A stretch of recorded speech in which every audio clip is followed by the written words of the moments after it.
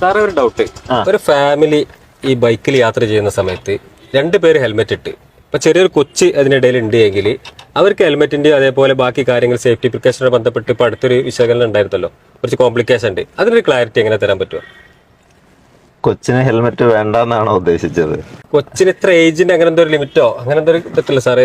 ഓ അല്ല, അത് ഈ കൊച്ചുങ്ങൾക്ക് ഇതിനകത്ത് സുരക്ഷ ബാധകമല്ല എന്നുള്ളൊരു ചിന്തയുടെയാണ് ആ ചോദ്യം വരുന്നത്. ഈ അച്ഛന് പാകമല്ലാത്ത ഹെൽമെറ്റ് മകന് പാകാവില്ല എന്നൊരു ചൊല്ലുണ്ട്.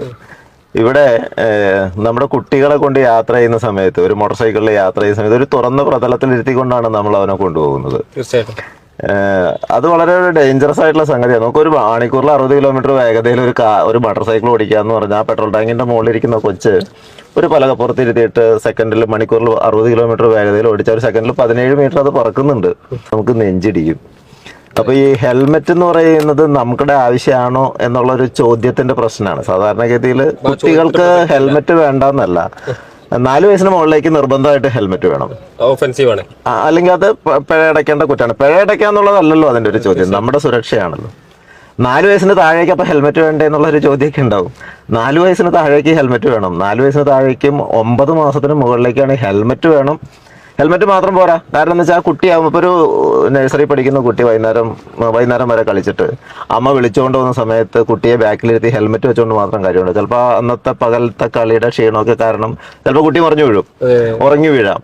അപ്പൊ ആ കുട്ടിയെ അവിടെ ബന്ധിപ്പിച്ച് നിർത്താനുള്ള ഒരു സംഗതി, കാരണം ആ കുട്ടിക്ക് സ്വന്തമായിട്ട് പിടിക്കാനുള്ള ഒരു ആരോഗ്യം കുറവുണ്ടാവാം. അപ്പൊ സ്വാഭാവികമായിട്ടും അമ്മയുടെയോ അച്ഛന്റെയോ ശരീരത്തോട് ചേർത്ത് ബന്ധിപ്പിക്കുന്ന ഒരു safety harness, safety belt, child helmet, safety harness, 40 കിലോമീറ്ററിലധികം വേഗത ഉണ്ടാവരുത്. അതാണ് അതിനകത്ത്. കാരണം ഒരു കുട്ടിക്ക് സ്വന്തമായിട്ടൊരു വാഹനത്തിൽ യാത്ര ചെയ്യാൻ 9 മാസം താഴേക്കാണെങ്കിൽ സ്വന്തമായിട്ട് യാത്ര ചെയ്യാനുള്ള ഒരു കപ്പാസിറ്റി ഇല്ല എന്നുള്ള കൺസെപ്റ്റിലാണ് ഈ 9 മാസത്തിന്റെ വച്ചേക്കുന്നത്. 2022 വന്നൊരു മാറ്റമാണ്, നിയമമാണ്. ഇതിന്റെ മുകളിലേക്കാണെങ്കിൽ എത്ര കുട്ടികൾ വരെ കൊണ്ടോ അങ്ങനെ എന്തെങ്കിലും? അങ്ങനെയില്ല. നമുക്കൊരു ബൈക്കിനകത്തൊരു സീറ്റിംഗ് കപ്പാസിറ്റി ഉണ്ട്. അതായത് 2 സീറ്റിംഗ് കപ്പാസിറ്റി ആണെങ്കിൽ 2 പേർക്ക് യാത്ര ചെയ്യാം. 2 പേർക്ക് ഹെൽമെറ്റ് വേണം. ഈ പറഞ്ഞ പ്രായത്തിന്റെ ആണെങ്കിൽ ആ മാറ്റം അതിനകത്തും വരും. അതാണ് അതിനകത്തുള്ള ഒരു പ്രധാനപ്പെട്ട കാര്യം. സീറ്റ് ബെൽറ്റിന്റെ കാര്യത്തിൽ ഉള്ള നിയമമായി തന്നെ ടൂ വീലറിന്റെ കാര്യത്തിലുണ്ട്. കാരണം ഏറ്റവും ഡേഞ്ചറസ് ആയിട്ടുള്ള, ഏറ്റവും വൾണറബിൾ ആയിട്ടുള്ള, ഇപ്പൊ ഒരു കാർ ഇടിച്ചാൽ കാറിന്റെ പുറമെ തടയാൻ ഒരു ബോഡി ഉണ്ട്, നമുക്ക് നേരെ വന്ന് ഇടിക്കൂല. ആ സമയം ഒരു 2 വീലർ അടിക്കണമെങ്കിൽ നമ്മുടെ ശരീരം, തല പോയിട്ട് ഇരുമ്പിലോ കോൺക്രീറ്റിലൊക്കെ ഇടിക്കുകയാണ്. അവിടെ നമ്മുടെ ഫ്രണ്ടിലിരിക്കുന്ന കൊച്ചിന്റെ തലയാണ് ആദ്യം ഇടിക്കുന്നത്. ഇവിടെയാണ് ഹെൽമെറ്റുകൾ എന്ന് പറയുന്നത് ചോദ്യത്തിന് പ്രസക്തിയില്ലാന്ന് മാത്രമല്ല, ഞാൻ ആദ്യം പറഞ്ഞില്ലേ, അച്ഛന് പാകാവാത്ത ഹെൽമെറ്റ് മകന് പാകാവില്ല. ആ ടാങ്കിന്റെ മുകളിലിരിക്കുന്ന കുട്ടി ഞാൻ ഹെൽമെറ്റ് ഇടാതെ വാഹനം ഓടിക്കുന്നത് കണ്ടു വളരുന്ന അവന് 18ാമത്തെ വയസ്സിൽ അവനോട് ഹെൽമെറ്റ്